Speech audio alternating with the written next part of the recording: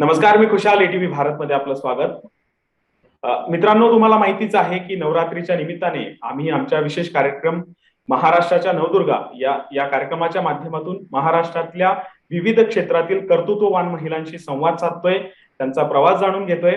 आणि आज आपल्या सोबत आहेत अशीच एक महाराष्ट्रातील मराठी मातीत जन्माला आलेली मराठी कन्या, जिने आपल्या कर्तृत्वाने जगभरात नाव कमवलं, भारताचं नाव जगात उज्ज्वल केलं. आणि त्यांचं नाव म्हणजे मयुरी कांगो. मयुरी कांगो या सध्या गुगल सारख्या बलाढ्य कंपनीच्या हेड ऑफ इंडस्ट्री म्हणून कार्यरत आहेत. आज आपण त्यांच्याशी संवाद साधतोय. मयुरी मॅम, ईटीव्ही भारतमध्ये तुमचं खूप खूप स्वागत. थँक्यू खुशाल. मॅम, सुरुवातीला तुम्हाला नवरात्रीच्या ईटीव्ही भारतच्या वतीनं खूप साऱ्या शुभेच्छा. तुम्हाला पण. थँक्यू. मॅम, सुरुवातीला अभिनय 17व्या वर्षी अभिनयात पदार्पण, देन नंतर करिअरमध्ये घरच्यांनी दिलेलं स्वातंत्र्य, आणि आता तुम्ही गुगल सारख्या बलाढ्य कंपनीच्या हेड ऑफ इंडस्ट्री म्हणून कार्यरत आहात. या प्रवासाबद्दल काय सांगाल? खूपदा लोकांना वाटतं की माझा हा प्रवास नाही, माझं हे डेस्टिनेशन आहे, की तुम्ही गुगलला पोहोचला किंवा तुम्ही फिल्म इंडस्ट्रीत पोहोचला तर तुम्हाला जर्नी संपली तुमची. पण माझ्यासाठी हे माझ्या जर्नी मधले स्टॉप्स म्हणतात ना, बस स्टॉप मधले वेगवेगळे स्टॉप्स आहेत. ओके. तर पण इंटरेस्टिंग, म्हणजे आयुष्य इंटरेस्टिंग आहे एवढं तर नक्की म्हणू शकते. खूप वेगवेगळे अनुभव आलेत, खूप वेगवेगळं करायला मिळालंय, आणि त्याच्यासाठी मी स्वतःला खूप भाग्यवान मानते. आणि हे सगळं मी करू शकले कारण की माझ्या मागे आई बाबांचा खूप मोठा पाठिंबा होता. मला जेव्हा जे करावं असं वाटलं त्याच्यासाठी त्यांनी मला पूर्ण पाठिंबा दिलाय नेहमी. आणि त्यांनी मला शिकवलंय की जे तुमच्या आयुष्यात तुम्हाला मिळतंय ते नेहमी घेणं जरुरी नाहीये. तुम्ही विचार करा की तुम्हाला जे मिळतंय, तुमच्यासाठी ज्या ऑपॉर्च्युनिटीज आहेत त्या तुम्हाला खरंच पाहिजेत का? तुम्हाला खरं काय बनायचंय आयुष्यात? तुम्हाला एक्सपेरिमेंट करायचे, तुम्हाला ऍडव्हेंचर करायचंय, तुम्हाला काय करायचंय आयुष्यात? तुम्हाला स्वतःचे विचार नेहमी you know how do you keep your clarity of thought in all of that, हे मला माझ्या आईबाबांनी खूप शिकवलं लहानपणापासून. त्यामुळे मी हे सगळं करू शकले. 17व्या वर्षी जेव्हा तुम्ही इंजिनिअरिंगच्या पाथवर असता, आणि सगळे आपल्याला तर माहितीये की महाराष्ट्रीयन घरामध्ये इंजिनिअरिंग आणि 12वीच्या एक्झाम्स किती महत्वाच्या असतात. त्याच्यात तुमचे कोचिंग क्लासेस असतात, तुम्हाला गणितात 95 पेक्षा जास्तीच आलं पाहिजे, आणि पीसीएम मध्ये 99 नाही आलं तर ऍडमिशन नाही मिळणार. हे सगळे प्रेशर्स तर असतातच. पण त्याच्यामध्ये जर तुमच्याकडे एखादी ऑपॉर्च्युनिटी आली जी तुम्हाला करावीशी वाटली, जो माझ्यासाठी माझा पिक्चर नसीम म्हणून होता, तर तो मी पिक्चर म्हणजे माझ्या 10वीच्या प्रिलिम एक्झामच्या पहिले 21 दिवस 12वीच्या 21 दिवस पहिले केला. बाकी कुठल्या आईबाबांनी पाठिंबा दिला नसता, पण माझ्या आईबाबांनी पाठिंबा दिला कारण की त्यांना माहिती होतं की हा जो पिक्चर मी करते तो माझ्या काही बिलीफ्स आहेत, कोर बिलीफ्स आहेत, सोशल बिलीफ्स, पॉलिटिकल बिलीफ्स. मला माझ्या आजी आजोबां जे स्वातंत्र्यासाठी लढले, त्यांना जे वाटतं आपल्या देशामध्ये काय होतंय त्याला घेऊन हा पिक्चर होता. म्हणून तो मी पिक्चर केला. ऍक्टिंग म्हणून किंवा ऍक्ट्रेस बनायचं म्हणून नव्हता केला तो. आणि माझ्या आईबाबांना त्याचं भान होतं, त्यामुळे त्यांनी मला खूप पाठिंबा दिला त्यावेळेस. आणि ते म्हटले ठीक आहे, तू सेटवर अभ्यास कर ना, तुला कोणी नाही म्हटलं. 20-25 दिवसच शूटिंग आहे ना, तू हुशार आहेस, तू करून घेशील, आणि आम्ही आहोत ना मदत करायला. सो त्याच्यामुळे मी ते करू शकले. पण त्यांनी मला असं कधी नाही म्हटलं की तुम्हाला आता ही ऑपॉर्च्युनिटी मिळाली ना, आता सोड, 12वीची परीक्षा नको द्यायला, आता आपण हेच करूयात, असं बिलकुल नव्हतं. तुम्ही ते शूटिंग करा, परत या, प्रॅक्टिकल्स करा, परीक्षा द्या, आणि तुम्ही तुमचं एज्युकेशन पुढे, म्हणजे इट वॉज व्हेरी क्लिअर. त्यामुळे ते करून मी परत आले. आणि माझं नेहमीच हे होतं की मी 12वी करीन, मग इंजिनिअरिंग करीन, मग MBA करीन, आणि कुठल्या तरी चांगल्या कंपनीचं मला CEO बनायचं होतं. हे माझं लहानपणीपासून मला वाटायचं की मला एखादी कंपनी चालवायची. आणि त्यामुळे जेव्हा हे झालं तेव्हा ते it was more of an accident than a planned career change. Okay ma'am, म्हणजे तुमचा जो फोकस होता, जे गोल होतं ते क्लिअर होतं, आणि त्यामुळेच तुम्ही अभिनयासारख्या क्षेत्रात तुम्हाला फ्युचर असताना सुद्धा तुम्ही ती संधी नाकारली आणि देन कॉर्पोरेट सेक्टर मध्ये गेला. पण आजच्या तरुणाईमध्ये करिअर निवडताना फार संभ्रम असतो. ग्रामीण भाग असेल, इव्हन शहरी भागातही संभ्रम असतो. तर या निमित्ताने तुम्ही तरुणांना काय सांगाल? 17व्या वर्षी कुठलंही डिसिजन घेणं खूप मुश्किल असतं ना. म्हणजे हे मी जे म्हटले की मला CEO बनायचंय, हे मी कुठली तरी ऍड कधीतरी बघितली होती, आणि त्याच्यात मी एक बाई बघितली होती, ती अशी सगळ्या बोर्ड मेंबर्सशी बोलत होती. त्यामुळे एक चाइल्डिश ड्रीम होता. त्याला काही म्हणजे त्याचा काही सबस्टन्स नव्हता त्या ड्रीमला. फक्त कुठल्या तरी एका पॉवरच्या पोझिशन मध्ये, in a male dominated world, आपली काहीतरी अस्तित्व असावं एवढं वाटायचं. पण तुम्हाला कुठल्याही पोरांना जेव्हा 17 किंवा 18 वर्षी आपण हे चॉईस करायला सांगतो की तुम्हाला आयुष्यभर काय करायचं ते तुम्ही आता 17व्या वर्षी डिसाईड करा, ते खूप मुश्किल असतं तुम्हाला. म्हणजे तुम्ही अजून you are still becoming someone. How do you choose who you going to become at 17? त्यामुळे आय डोंट एन्व्ही देम. आणि त्याच्यामुळे तुम्हाला काही गोष्टी खूप म्हणजे मी एवढंच सांगू शकते की तुम्हाला माहितीये की तुम्ही ऍट युअर हार्ट तुम्हाला काय आवडतं, काय आवडतं आणि कुठली गोष्ट तुम्हाला सकाळी उठल्यावर तुमच्यासाठी सगळ्यात जास्त काय मायने राखते, तुम्हाला जी गोष्ट आनंदी ठेवते किंवा तुम्हाला फायनान्शियल सिक्युरिटी जी आहे ती खूप इम्पॉर्टंट आहे. तुम्हाला 3-4 गोष्टी तुमच्या आयुष्याच्या खूप महत्वाच्या असतात. त्या 3-4 गोष्टी नेहमी डोळ्यासमोर ठेवून तुम्ही जे काही तुमच्या समोर चॉईसेस आहेत ते चॉईस त्याच्यातलं बेस्ट तुमच्यासाठी काय ऑप्शन असू शकतं म्हणून करू शकता. आणि आता आजकालच्या पोरांसाठी तर खूप चॉईसेस आहेत ना. आम्ही जेव्हा लहान होतो तेव्हा चॉईसेस तरी पण लिमिटेड होतात आणि जितक्या चॉईसेस वाढतात तितकं कन्फ्युजन वाढतं. त्यामुळे it is always a tough job. तुम्हाला तुम्हाला आई बाबांशी, तुमच्या मित्रमैत्रिणींशी, तुम्ही सगळ्यांशी बोलून डिसिजन घेतलं पाहिजे. पण तुम्ही ते जे केलं पाहिजे ते तुम्हाला वाटतं की ह्याच्यात मला आनंद मिळेल. Okay okay. पण मॅम असं होतं की अनेकदा करिअरच्या बाबतीत करिअर निवडताना जसं तुम्ही त्या बाबतीत लकी ठरलात की तुम्हाला तुमच्या फॅमिलीने सपोर्ट केला, पण मोस्ट ऑफ द टाइम असंही पाहायला मिळतं की फॅमिली सपोर्ट करत नाही. असं सांगितलं जातं की नाही बाबा तुला तुझ्यासमोर हे आहे आणि तुला हेच करावं लागेल. तर त्याबद्दल तुमचं काय मत आहे?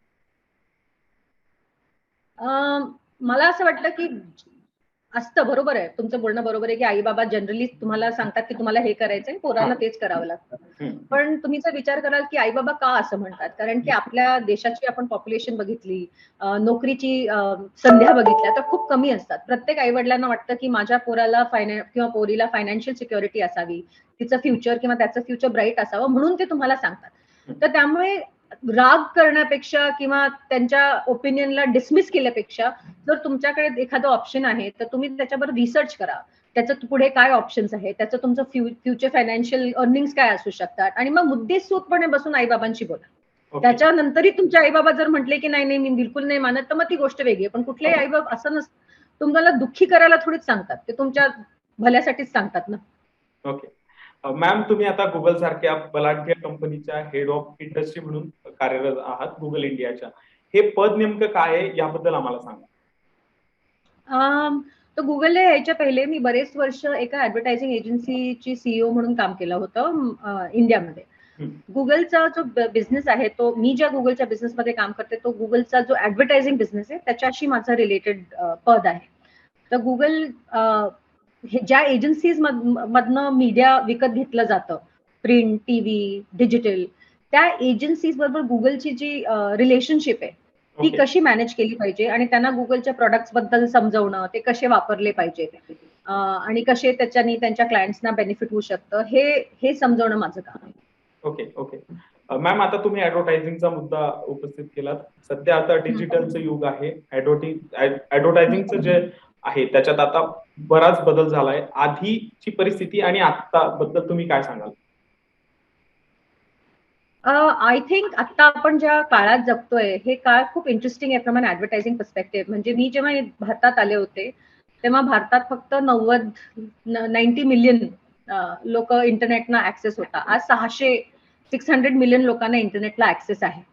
त्यामुळे पहिले जेव्हा मी आले हे इंटरनेट हे फक्त प्रिव्हिलेज लोकांसाठी होतं, इंग्लिश स्पीकिंग लोकांसाठी होतं.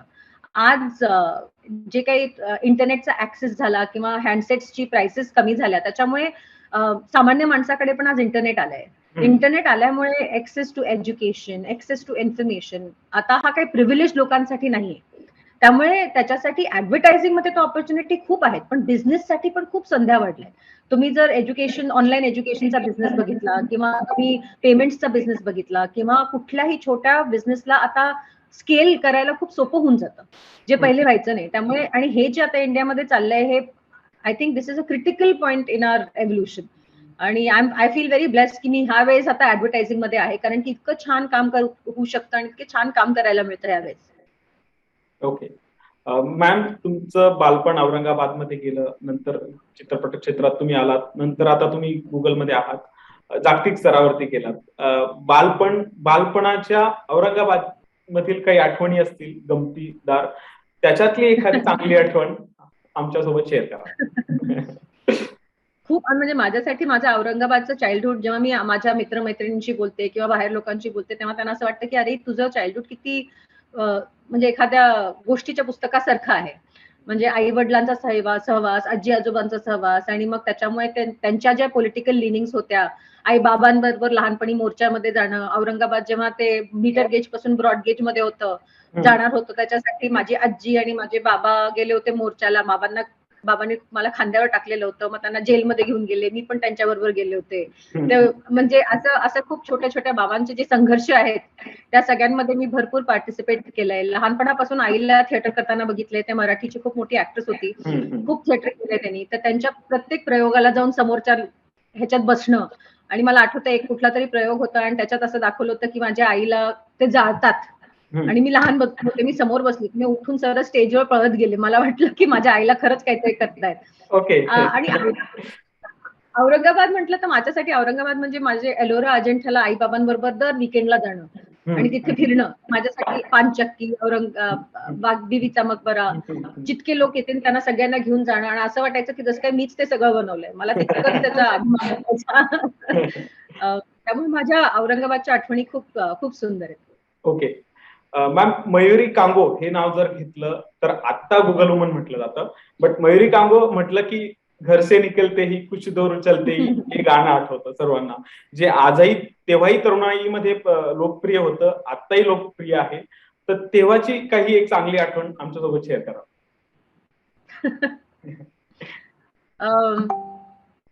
माझ्यासाठी ते एकदम सडन झालं ना, कारण की मी जेव्हा तो पिक्चर केला तेव्हा मला काही खूप भान नव्हतं की हे गाणं एवढं पॉप्युलर होईल किंवा तो पिक्चर टीव्हीवर येणार होता, तो असा मोठ्या पडद्यावर येणार नव्हता. ओके. आणि तो पिक्चर करून मी परत येणार होते आणि त्यावेळेसच माझा 12वीचा शूटिंग चाललेलं होतं आणि 12वीचा रिझल्ट आला होता आणि माझे 98% असं काहीतरी आलं होतं. तर तेव्हा मला गाण्याचं शूटिंग चाललं होतं आणि माझे बाबा रिपोर्ट कार्ड घेऊन आले की तुझं हे बघ, तुझं असं असं पर्सेंटेज आलेत म्हणून. ओके.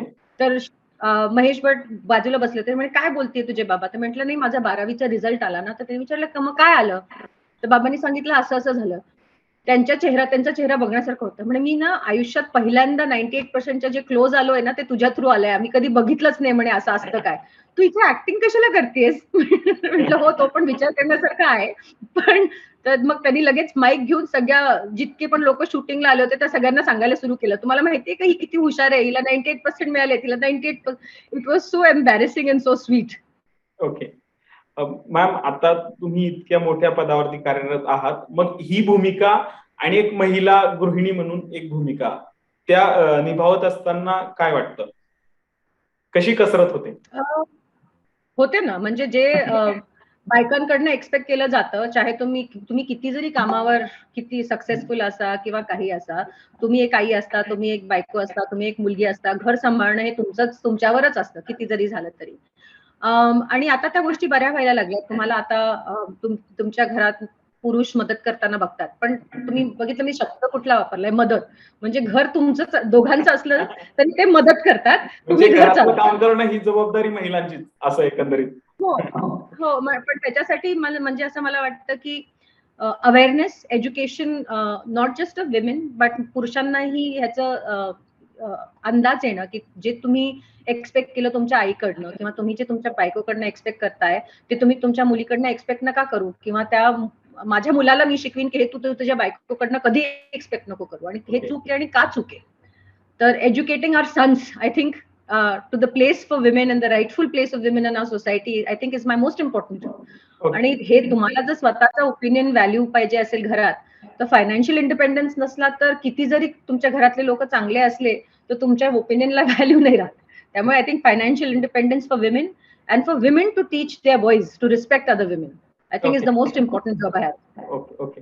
मॅम, नवरात्रीच्या निमित्ताने आपण हा संवाद साधतोय, या निमित्ताने तुम्ही महिलांना, युवतींना काय संदेश द्याल? मला असं वाटतं की कुणाला संदेश देण्यासाठी ना तुम्हाला खूप आयुष्यात खूप काही अचीव्ह करावं लागतं. अजून मी तिथपर्यंत पोहोचले नाही. मी ऍक्च्युली हा तुमचा मोठेपणा आहे, म्हणजे असं म्हणायला हरकत नाही. आयुष्यात खूप खूप महिला आहेत ज्यांनी खूप काही केलं. सावित्रीबाई फुले पासून खूप महिलांनी काही काही केलं ज्याच्यामुळे मी आज इथे बसून बोलू शकते. ते मी हवं ते आयुष्य जगू शकते. पहिले तर I think as women we should be thankful that we are standing on the shoulders of giants. So that we can be who we are today. Okay. Secondly मला असं वाटतं महाराष्ट्रीयन होण्याचं मला खूप आनंद ह्याच्याबद्दल आहे की तुम्ही जेव्हा बाकीचा देश बघता, महाराष्ट्रामध्ये बायकांना खूप पहिले संध्या मिळाल्या, ज्या बाहेरच्या प्रांतात बायकांना अजून मिळाल्या नाही. त्यामुळे त्याच्यासाठी एक ग्रेटफुलनेस आहे माझ्याकडे की मी ज्या प्रांतात वाढले त्याच्यामुळे मला खूप ऑपॉर्च्युनिटीज मिळाल्या आयुष्यात, आणि त्या ऑपॉर्च्युनिटीज बाकीच्या देशात क्रिएट करणं ही आपली रिस्पॉन्सिबिलिटी आहे.